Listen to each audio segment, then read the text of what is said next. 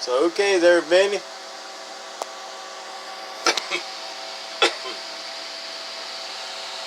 I know you blew one transistor, which was this one. And then we elected to change both of them out, just to try not to have an imbalance. Like I told you, if we have an imbalance, we're going to have to go with all four, which is what we had to do. Now, I did find the staple inside. Might not have helped out the situation at all. But anyway, I put the new transistors in on this side. And we had an imbalance. It was only doing about 800 watts. The resistor wasn't getting hot right away, but I knew it should be doing more than that. And so it started getting warm,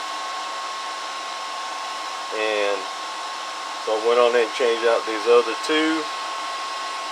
Watts came up, no imbalance at all whatsoever now. Alright, going to give it a quick hop here. Another one slug, top scale. Bottom scale. Bottom scale. So it was only doing like 800 before I changed the other two pills out. This is what we got now. Audio, hello, audio. Audio, audio. Audio, audio. Audio, audio. Alright, so we're almost at a KW there, so just right below it. We're doing good. Input reflect.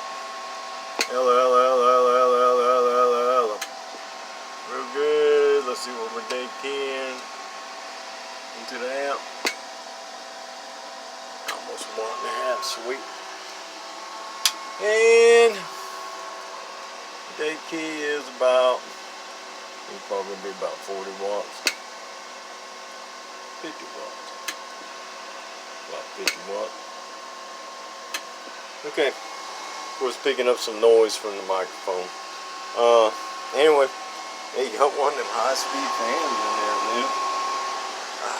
Man, them things are so expensive now. I don't even buy them anymore. Yeah, so you definitely have no cooling issues.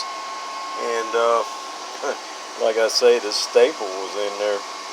I don't know how it got in there, but it was in there. It was laying right there.